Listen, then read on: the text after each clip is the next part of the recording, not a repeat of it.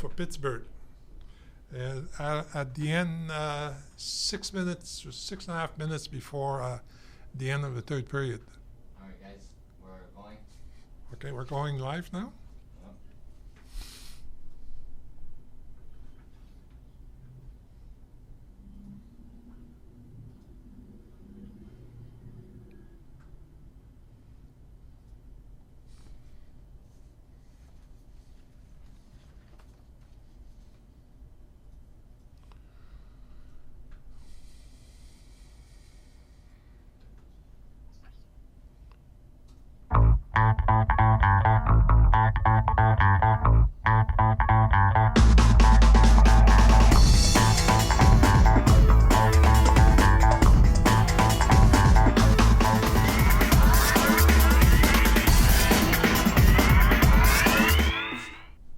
Good day, I'm Guy Dankaz. Welcome to the Idea Connector, as well as to the Entrepreneur. The Entrepreneur is, I'm sorry, screw that up. Can we start that over? We can. And I'll just edit it in post. So Okay. anytime. Okay. Good day, my name is Guy Dankaz. Welcome to the Idea Connector, or more specifically to the Entrepreneur. Today we'll be discussing with Jacques Pilon, our entrepreneur, the art of starting your business. Welcome, Jacques. Hi, Guy. How are you? Fine, thank you. Jacques is a Métis-born businessman. He has been an entrepreneur for the past 25 years. He is president of a number of corporations, as well as the entrepreneur in residence at the Launch Lab Innovation Center in Kingston, Ontario. Jacques, it seems to me that in the last decade, humanity has entered into a new age where technology is rapidly accelerating and has now converged with globalization and climate change. And we now live in a different world that brings about very rapid change, and it's transforming almost every aspect of modern life, regardless of one's geographic location in the world. As an example of that is the acceleration of globalization. It's changing the flow of commerce. Connectivity are weaving markets, media, central banks, companies, schools, communities, and individuals more tightly together than ever. So with the many challenges brought by accelerations, there are also more opportunities for entrepreneurship. Today with Jacques Pilon, we will discuss the art of starting a new business in an environment of rapid change. So Jacques, I would also, before we start, I would like to mention that this production is sponsored by the Launch Lab Innovation Center in Kingston, Ontario. And we must thank them for their supporting the production of the Entrepreneurship Series. Jacques, many of the books that talk about starting your own business often begin by suggesting that the readers need to put themselves through a rigorous self-examination process, asking if they are truly determined and up to the task of starting a new business. How relevant is that type of self-assessment as a predictor of the future success of the small business? I think it's important. Is entrepreneurship about money, power, prestige, flexible work hours, some, one or the other? I know that over the years I've been motivated by a number of different things, but mostly I would think money and flexible work hours are the two things that I've found kept me going. Some of the things I like to do, I just need some days off once in a while. I'm willing to work a lot of hours in between, and then I need the middle of the week off for something for a couple of days. But there are people, I have met people that are very much motivated by power, and they have worked with me. All they cared about was the money and the prestige. Okay, so let's go back a minute there into your past a little bit. And when you started, your first steps into entrepreneurship. What type of work week did you have? When I first started, the very first deal I did was in telecommunications, and I was approached by a salesman inside the company I was working for that he wanted to finish a deal. He wanted to finish a sale, and he needed some software built for that sale. So I did the software and billed the customer directly, which kind of went around what my boss was thinking I should be doing, and they weren't that impressed, but we got the deal done. So. But and then when you got into it full time, were those 60-hour week, 100-hour week, or what was it? Once I got into it full time, well, I got into it full time in the middle of a recession, and I was a consultant selling software systems, optimizing things. I had to build out the business. I had to teach at night at Loyalist College and do contract training, and then do the consulting business 2 or 3 days a week. There were long days in there, and we weren't making a lot of money initially. And those extracurricular activities was the sustainability of yourself and your family. That's right. Yeah, I had to add. I became a teacher for 3 years. I became a contract teacher, but I had a sole proprietorship that I could bill from, and then I did the software work, which led me to get into the business of reselling long distance services. So it was a pivot. Yeah. So for a starting entrepreneur trying to define himself or herself in this rapid world of acceleration, how important is it to also define the meaning of being an entrepreneur for themselves? I'm thinking here, for example, I don't know, making the world a better place, if we want to be that ambitious. I get a sense that, and I've seen it with our daughters, that the generation that's entering the workforce now, and the ones that have been there for maybe a decade, are more concerned about making the world a better place. My generation, we tended to be a bit more like mercenaries. We would work at anything that made money because I know it's just part of my nature. Part of a lot of the my fellow entrepreneurs will pick something that can generate an income, and they'll run that business. Now I think we've got more capacity. Society's further advanced. We've got more technology. Young people probably have the opportunity to expect to make the world a better place in their job, in their own company, in their own entrepreneurial venture. Yeah, research. You're right, because researching on another project, I was reading that the millennials, those born from 1980 onwards, are less motivated by money, but more by meaning, their role, innovation, and they're very ambitious at the same time, but for different reasons. Which is interesting to see. It's exciting to see. I hope they succeed. I hope they and I know some of them are succeeding. I hope that we have arrived at a more enlightened or a more compassionate age of entrepreneurial activity, where you can make the world a better place and make a living doing it. Yeah,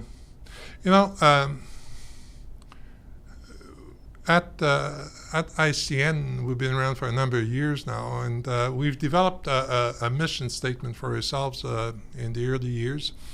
And what we found over time is that mission statement, which was fundamentally to help build capacity in the Aboriginal world, entrepreneurial capacity, became sort of it lacked guidance, and we in the last year we've decided to move away from a mission statement and adopt a mantra, which is live your dream. And to us, live your dream means it's easier to sort of identify what it is that we should be doing or what type of content we should be delivering.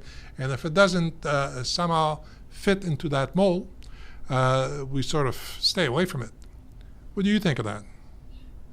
I think it's great. You have to be able to describe your business, what you're doing, briefly. I tell people that they have to be able to describe their business venture in one sentence. If I can't get the basic feeling on what you're trying to do with that one sentence, then you don't know. Maybe you're going into business. You're going to provide a service or a product, and you can't put it on one sentence on the back of a business card in a large font that anybody can read and understand right away. So I like your live your dream mantra. It makes people think. It's the core of what you're doing. Yeah. And I guess it's important to, in those statements, to forget jargon and techie type of names or acronyms or whatever else. Very much so. I've seen lots of brochures, online content, business cards that had jargon on them that maybe I could understand it, but their average client couldn't. Yeah, many books out there, business books, suggest that an approach where you do a self-assessment if you're to become an entrepreneur. Very rapidly, you define your idea, you produce a functional product, and you develop a business plan, and here you go. But don't you find that it's a little bit like that type of approach is a little bit like planning to harvest gold? Yeah, yeah. From all the entrepreneurs that I've worked with at the Innovation Center, there are a few simple rules, I think, to get a business started. You always want to keep your overhead to a minimum or forever. Keep your regular job as long as possible, because some people are transitioning from a job to being an entrepreneur, and they want to stop the job right away and expect to make money in their new venture right away. It's not reasonable. They need to keep going. You need to talk to lots of people about what you're planning to do, about your product, your idea. Give feedback from as many people as you can before you finish defining your product or service. Field test, and you probably need a 2-year plan that deals with where you are savings wise and cash flow. You need all those things. They're basics. So if I understand you right, you're saying develop your concept, perhaps lay that concept on into some graphic design, and go out and start discussing the product, what it's assumed to be solving as a solution, and meanwhile save your cash as long as possible. Is that right? Save your cash as long as possible, and save maintain your cash flow from perhaps another job, a part-time job, a full-time job, as long as possible as well. Mm-hmm. We have a few retiring military coming in to these individuals are financially well set to be entrepreneurs because they have a source of income and they're starting a business. It's fantastic. They can take 2 years to get to cash flow positive or to making a profit because they have a way to get there to keep paying the bills. Yeah. I suppose, however, I would think that some of these guys, wherever they may be, they would also ask you, how far can I leap forward? Before before I need to regroup and perhaps rethink what I'm doing. What would you tell those people? What do you mean by leap forward? Like how far can they jump ahead? Yeah. In starting their business? That's right. Um, Maybe I should rephrase that a little bit. What you seem to be saying also is go and find your customers before jumping too far. Is that correct? Yes, definitely. You want to know you're going to. It'd be great if the entrepreneur could, who's got a business idea, has clearly identified some people that are ready to buy their product already. So they, during their market research, they've figured out who's ready to spend money on what they're about to offer day one. And there are a few businesses like that. Yeah. What if a customer is a potential customer is willing to buy your product under condition? In other words, proof of concept and this type of stuff. What do you do then? Well, that's a great situation to be in. If you can prove it to them that it's going to work, it's going to satisfy their needs, and you can get it would depend on the product or service, but perhaps you can get commitments or down payments. If you can get half up front on a larger service or a larger product from somebody who desperately needs it, because they're really going to need it if they're willing to pay half up front. That'll finance your finishing off maybe some research and development, or pay for raw materials to build that first product. What danger would or what risk would the entrepreneur potentially face in entering into a proof of concept type of deal? Well, that they can't deliver, and they have to give the money. So they've spent the money on raw materials inputs to create that final product, and it doesn't work. At that point, they're out that money. There may be contractual commitments that they're going to have to honor one way or another. Maybe they need to really think about the contract and provide some sort of way to back out of it if their proof of concept product doesn't work. At least try to keep a little bit of the money so that they can move forward also, isn't it? Sure, but they're going to have to fix up the relationship with the initial client and push that. If they were doing they had a contract to deliver a product or service, you have to honor it somehow. If there was any sort of prepayment, they're going to have to give that back. Mm-hmm. If someone is designing a product or perhaps a service, but we know that in this world there's so many products and services available, how do you make sure that whatever you're presenting, may it be at proof of concept or may it be at the conceptual stage, so it doesn't seem boring, that your design of that service or that product captures people's mind? How do you do that?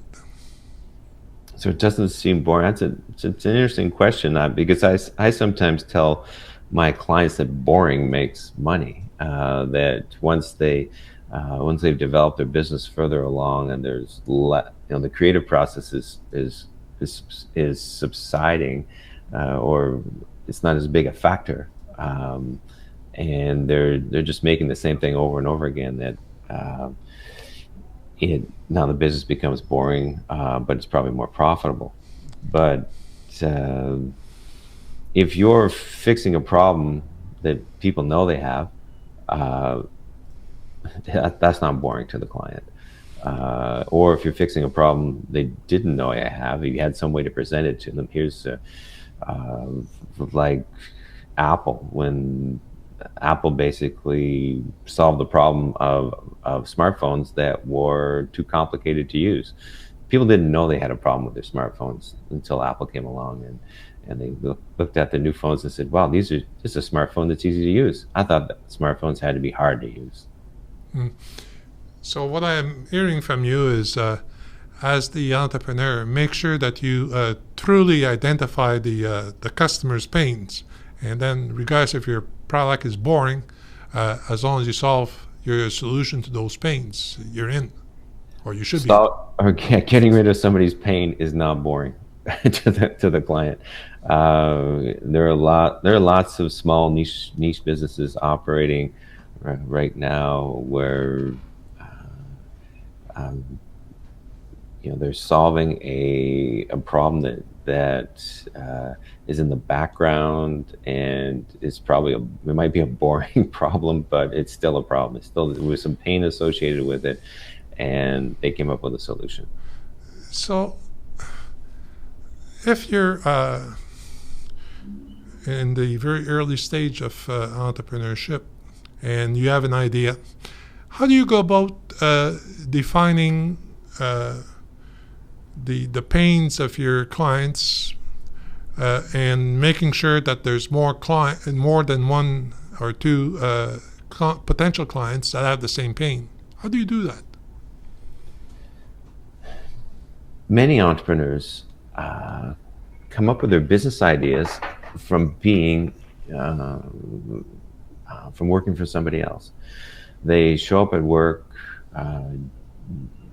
day after day, and face the same pain points.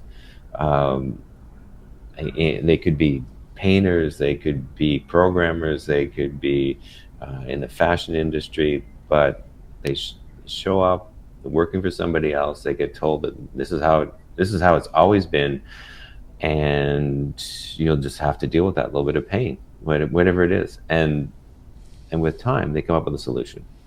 They're in the space.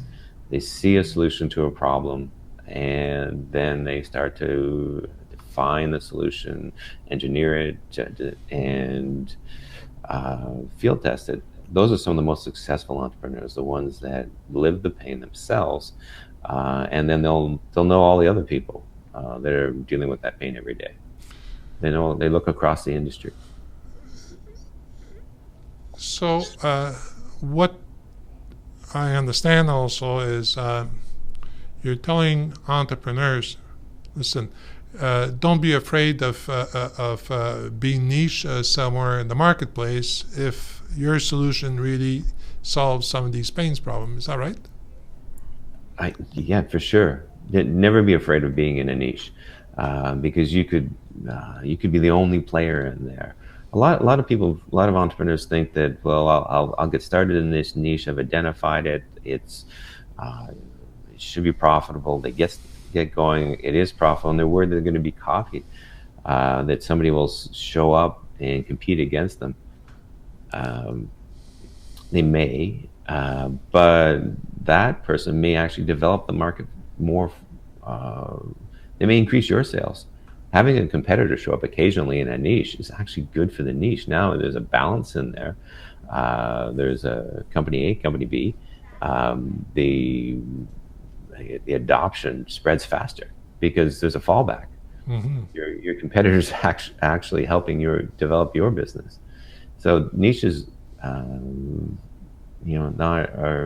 they can be a career.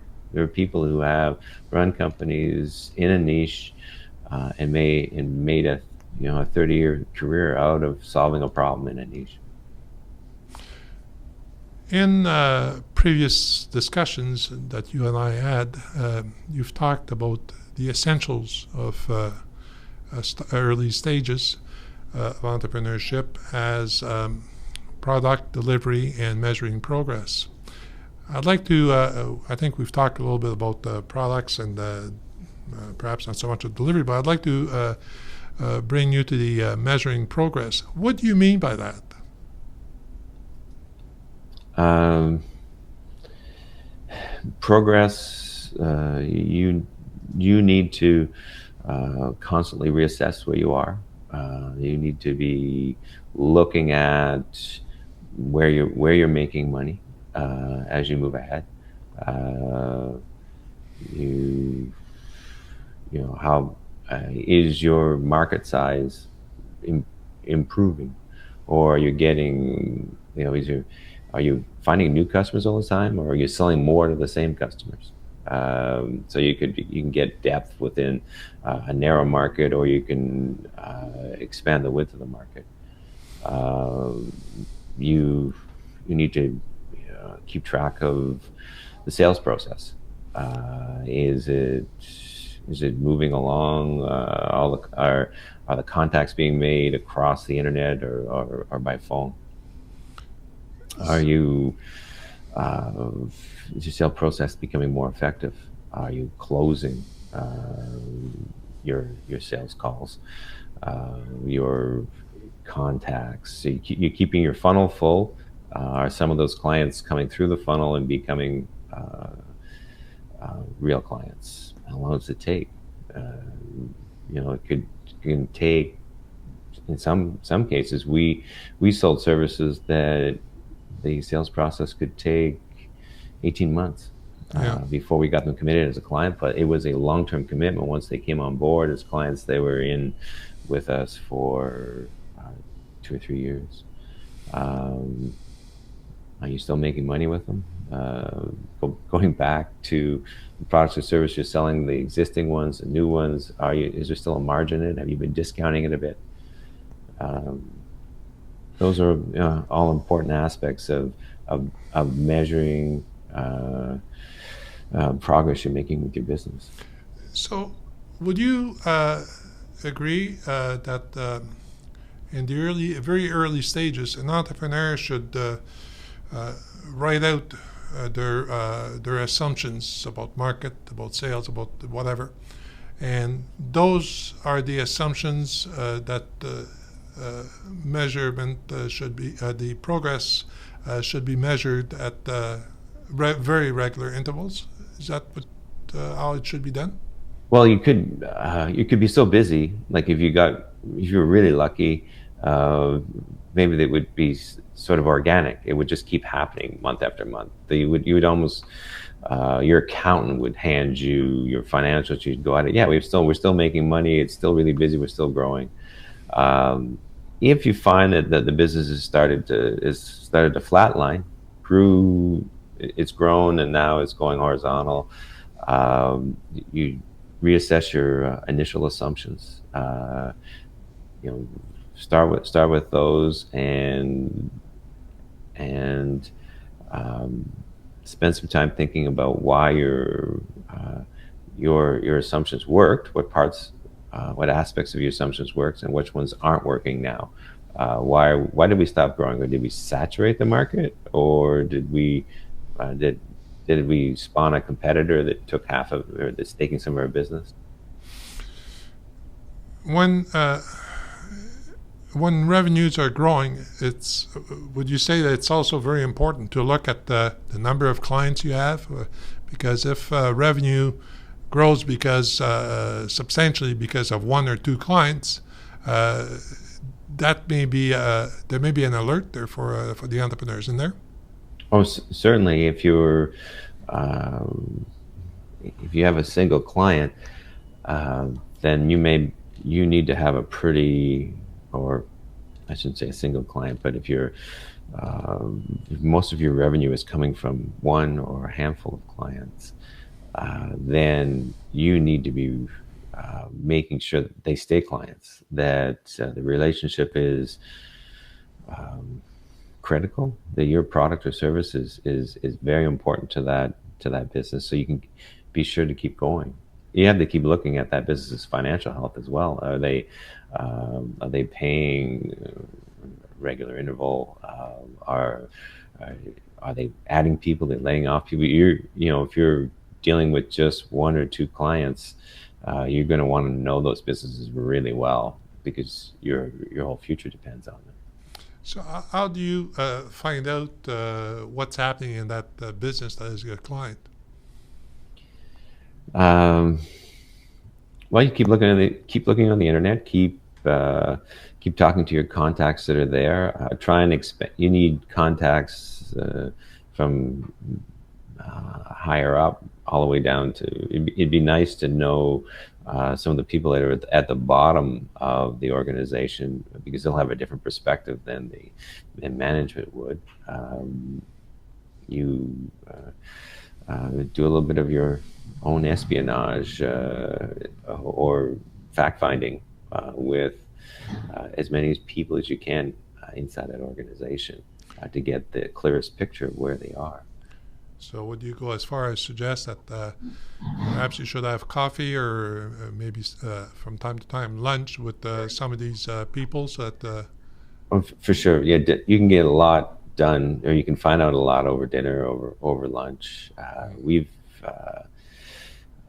in the past we used to get together with some of our bigger clients for dinner on a regular basis, see if we could pry some information out of them, find out, what kind of mood they're in. Are they happy with where their business is? That's you should be doing that all the time with your bigger clients, but you may want to do that with some of your smaller ones as well. yeah, it doesn't necessarily have to be dinner, but it could be lunch or breakfast or that is lower cost. Coffee, Yeah, anything, and try and meet with, if it's a large organization, try and meet with a few different people, not always the same ones within that organization. See if you can show up early for to meet them for lunch at their location. Then you'll see people coming and going. See what kind of mood they're in. See what they're talking about. yeah. Give me a fast reaction to some of these words I'll be throwing at you here. Bootstrapping. Bootstrapping is the bootstrapping, kind of the old-fashioned way of powering a business along. Yeah. Isn't what you said earlier today making sure that you have an outside income, spending the least amount of capital as possible? Isn't that bootstrapping? Yes, that would be bootstrapping. It's the feel good, kind of honest way, not dealing with a bank or dealing with a funding organization way to keep growing your business. Yeah. It's all from profit. You keep reinvesting. You're living lean Yeah. So when you're bootstrapping. yeah. So it's you're probably operating from your basement or your garage or as much as possible or that type of thing. Does it also mean that you're eating craft dinner more often or? It could be. It could be. It could be. But yeah, I think the traditional meaning of bootstrapping is that you're self-financing. Your growth, your capital expenses for growth are coming from net profits, and you're keeping the money inside the business. Yeah, and you probably are living on craft dinner.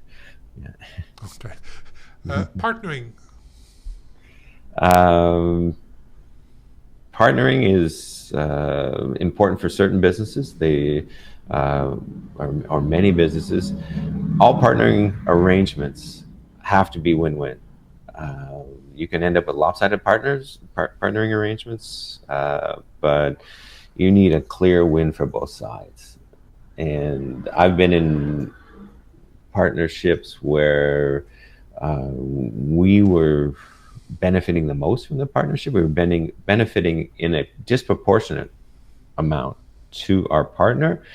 Eventually, they wanted to quit. They wanted to give up. They weren't putting it wasn't a win-win. It needed to be leveled. So we came up with a solution to that.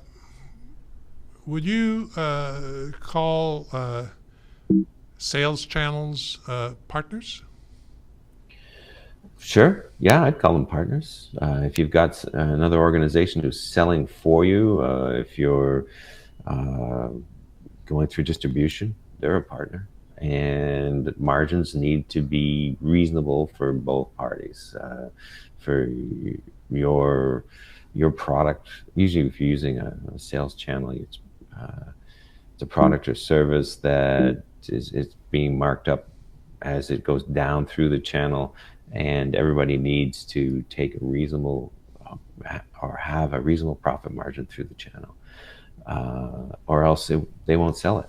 If they're not making enough money on it, then the channel will go quiet, and you may have had a great margin at your end at the top of the channel, but further down, it's just gone quiet because they're not making enough money. Yeah. Uh, Go back now to the entrepreneur. Uh, Entrepreneurs that have a good idea, or would-be entrepreneurs that have a good idea, at times become very secretive about their ideas, uh, and they don't want to tell anyone because they feel that somebody may steal their idea. What do you say to them? Um, I start off by saying the barrier to entry to what they're about to do is high. There are, not everybody wants to be an entrepreneur. Uh, you should not be overly paranoid about your idea unless you think it's patentable. If you have an idea that after talking to a few people, if somebody says to you, "Well, you should patent this," then you probably need to keep it closer and stay in and present that idea only to people you trust. If you think you're going to be able to patent it, and then you get in touch with a patent agent, find out if it is patentable.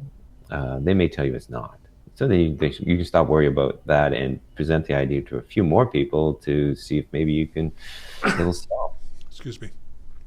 Uh, it's tough to be an entrepreneur, and you don't want to go to market with your idea unless you presented it to a lot of people. So you have to broaden your discussion and not be overly concerned about keeping it a secret, except in the case of patenting it. Then there are rules for patenting, which stipulate that you can't have it out in the marketplace. You can't, if you sell the first couple, then you can't patent it anymore.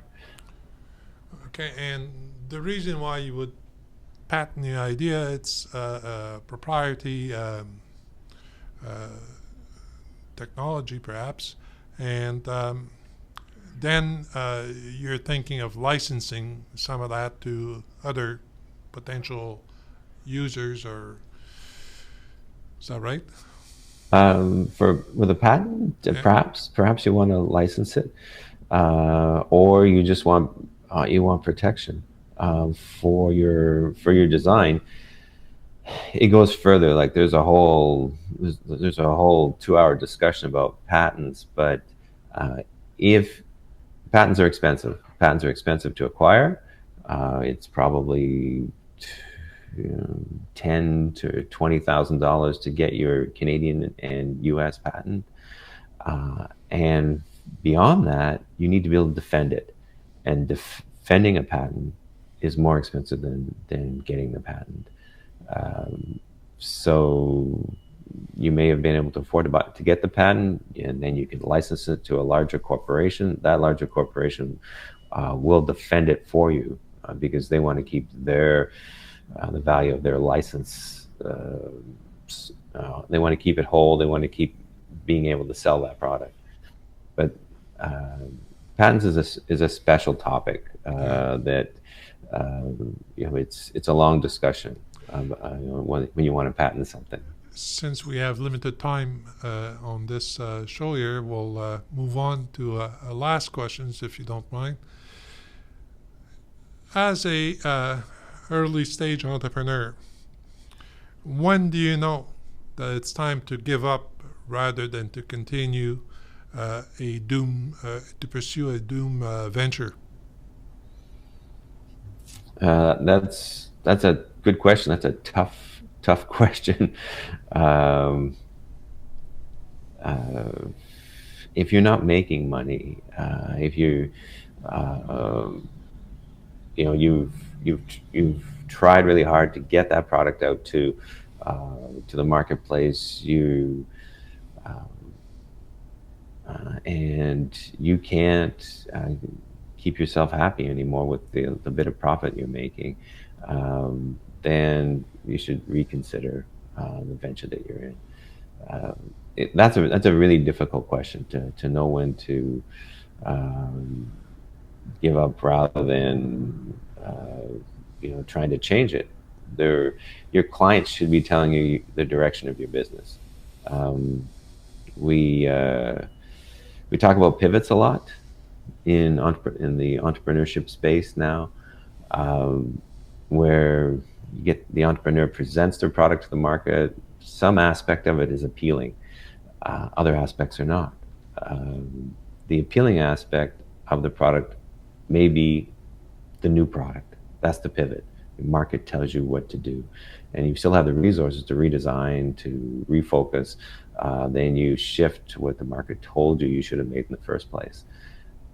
Not every business gets to do that, but occasionally the market will tell you what the product should have been in the first place, and then you can build it and then start selling it. Well, on those words of wisdom, I thank you very much, Jacques. And I would also like to thank our sponsor, the Launch Lab Innovation Center out of Kingston, Ontario. On that, ladies and gentlemen, until next time, goodbye.